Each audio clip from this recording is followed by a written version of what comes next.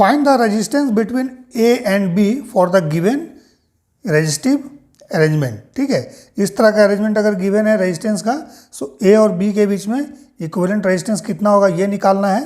Then voltage between A and B के बीच में वोल्टेज ड्रॉप कितना हो रहा है ये भी हम लोगों को कैलकुलेट करना है।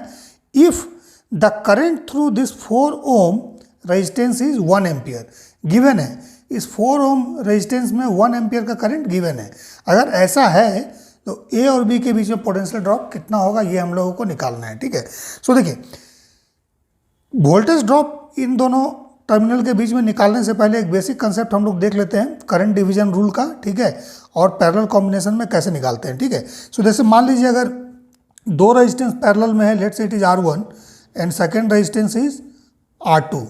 ठीक है ना, और हम लोग इसको एक वोल्टेज सोर्स से कनेक्ट कर देते हैं इस तरह से। ठीक है, भी सो याद रखिए ये दोनों रेजिस्टेंस सेम टर्मिनल पे कनेक्टेड है।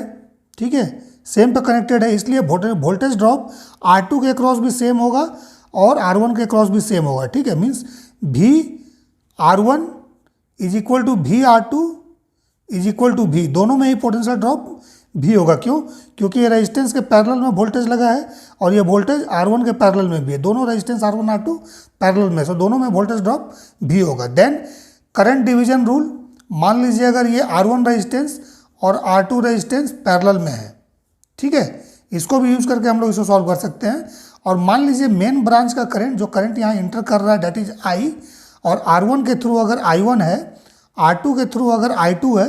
ठीक है, सो I1 I2 का value in terms of R1 R2 and I कैसे निकालते हैं, सो देख लीजिए। सेम इसमें भी वही कंसेप्ट चलता है, potential drop this equal to this, that means I1 R1 equal to I2 R2 हम लोग यूज़ करते हैं और उसके बाद निकालते हैं। ठीक है, सो देखिए यहाँ पर एक तो हो गया कि करंट I जो होगा that is equal to I1 plus I2, दो ब्रांच में डिवाइड हो रहा है। सो करंट रूल अगर यहाँ पे यूज़ कीजिएगा KCL Kirchhoff's current law, so summation of current in this branch is equal to this, जितना एंटरिंग होगा उतना आउट गोइंग होगा। ठीक है, सो ये हम लोग का निकल गया।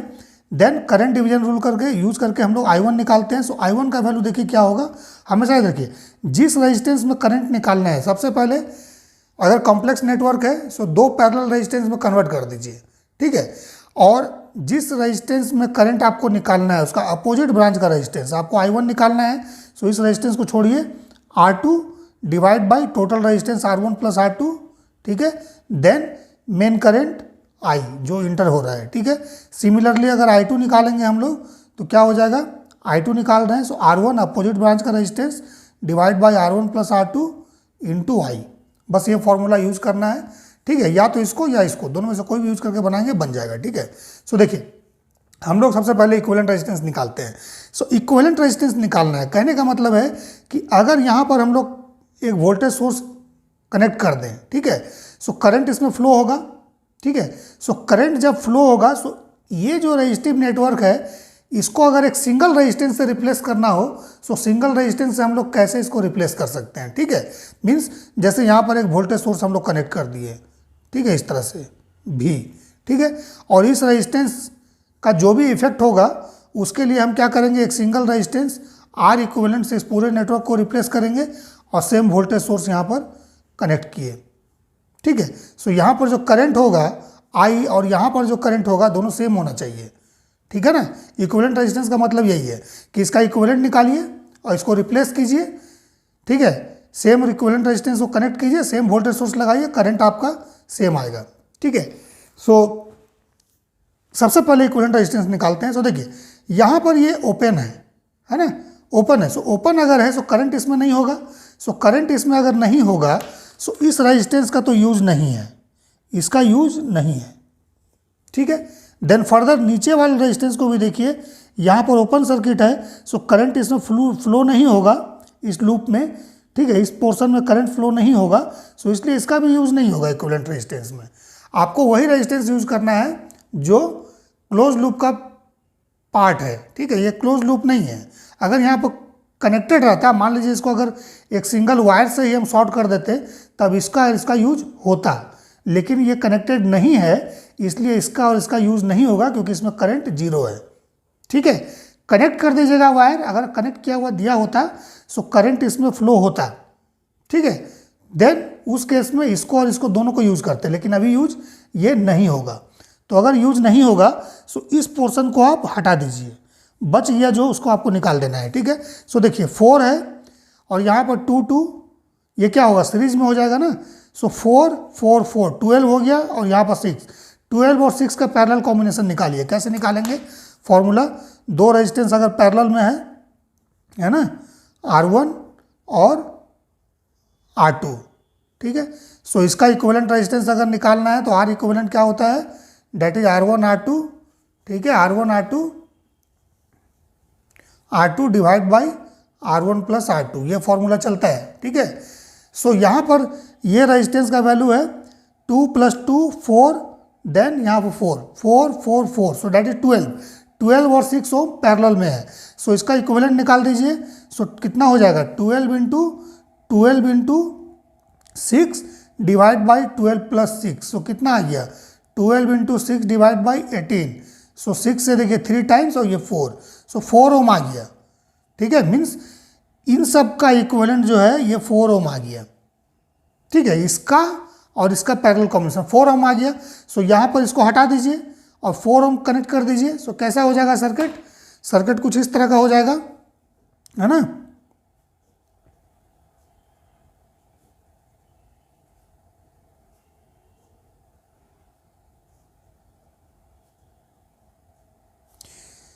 ये वाला 4 ओम हो जाएगा क्योंकि हम लोग निकाल लिए पैरेलल कॉम्बिनेशन।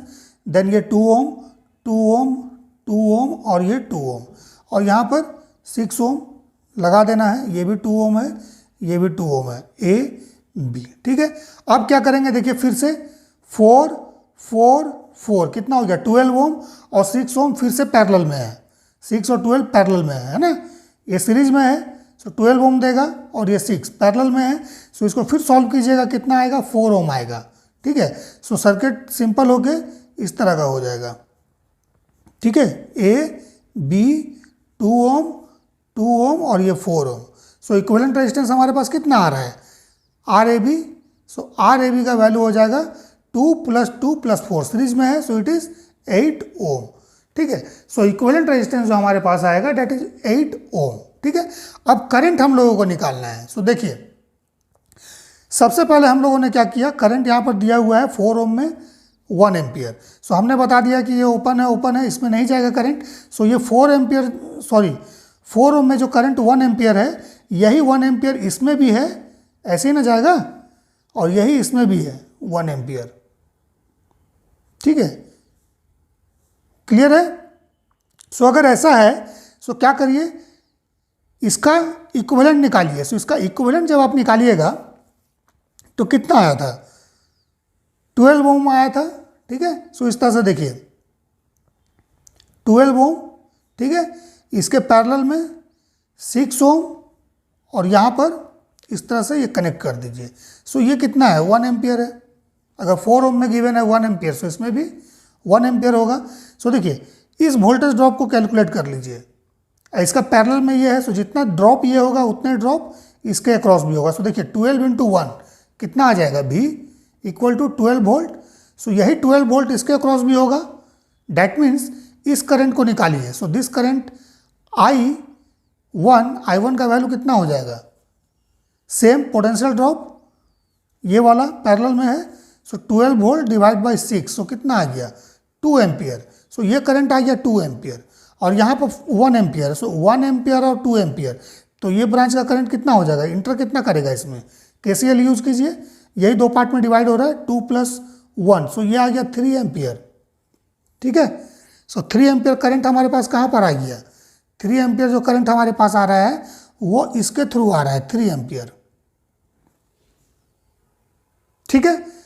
सो अब क्या करना है, इसका इक्विवेलेंट रेजिस्टेंस निकाल के यहाँ पर कनेक्ट कर दीजिए और इसको भूल जाइए, ठीक है। सो देखिए इस सर्किट को मैं फिर से ड्रॉ कर देता हूँ, ठीक है। सो दिस इज 2 2 और यहाँ पर हम लोग निकाले थे 4, ठीक है। ये 4 ओम, दिस इज 2 ओम 2 ओम 2 ओम 2 ओम और यहाँ पर फिर से ये 6 है ओम, देन 2 ओम, ठीक है। देन यहाँ भी ये 2 ओम, ठीक है। सो सेम काम करेंगे फिर अभी हम लोग। ये वाला करंट हमको पता चल गया, कितना पता चल गया 3। सो यहाँ पर 3 है, ठीक है, यही 3 एम्पियर इसमें भी है, यही 3 एम्पियर इसमें भी जाएगा, ठीक है। सो अब इसमें ड्रॉप निकालिए, सो कितना हो जाएगा, इसको कन्वर्ट कर दीजिए एक सिंगल रेजिस्टेंस में।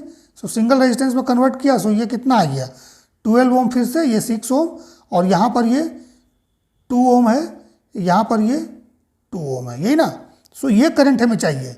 सो इस करंट को निकालने के लिए देखिए इसमें करंट आ गया था हमारे पास 3 एम्पियर। सो ये ड्रॉप निकाल लीजिए। सो भी यहाँ पर कितना आ रहा है 36, 12 × 3, B = IR 36 वोल्ट, ठीक है। सो यही पोटेंशियल ड्रॉप इसके अक्रॉस भी होगा, क्योंकि दोनों पैरेलल में है, सेम पॉइंट पे कनेक्टेड है। सो इस करंट को निकालिए फिर से। सो ये करंट कितना हो जाएगा, so this current let's say it is I2।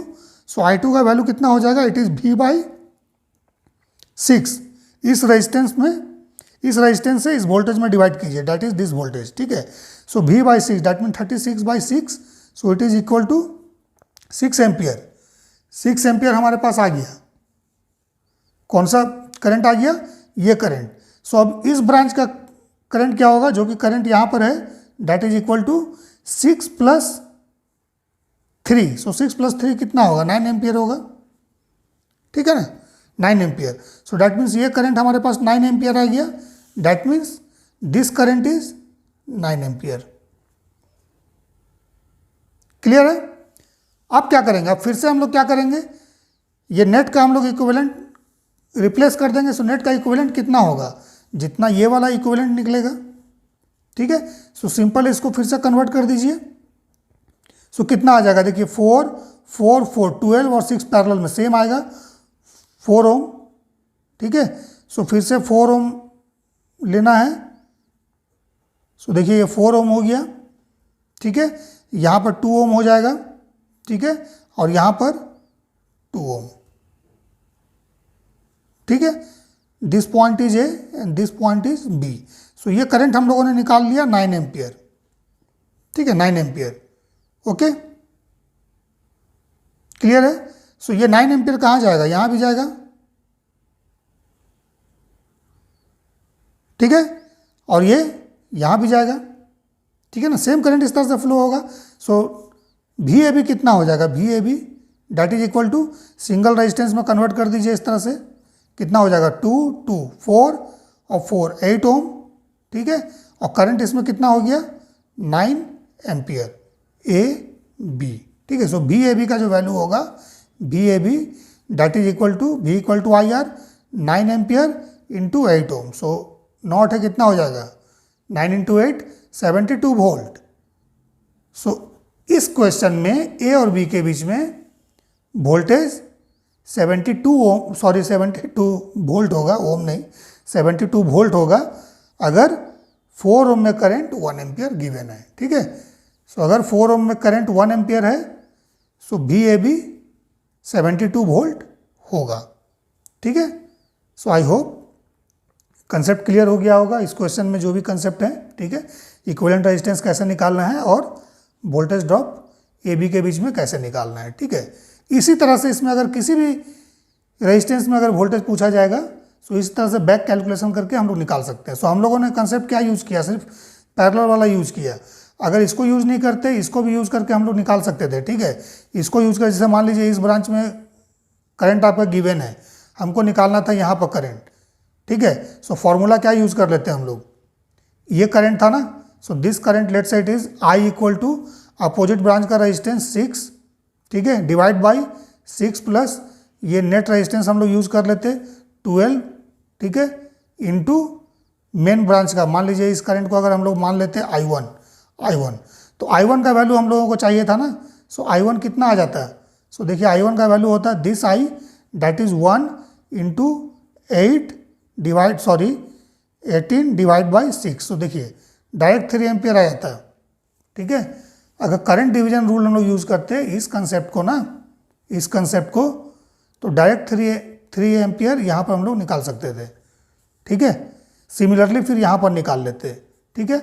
या तो पैरेलल वोल्टेज का कंसेप्ट यूज़ कीजिए या फिर करंट डिवीजन, दोनों से ही आ जाएगा, ठीक है।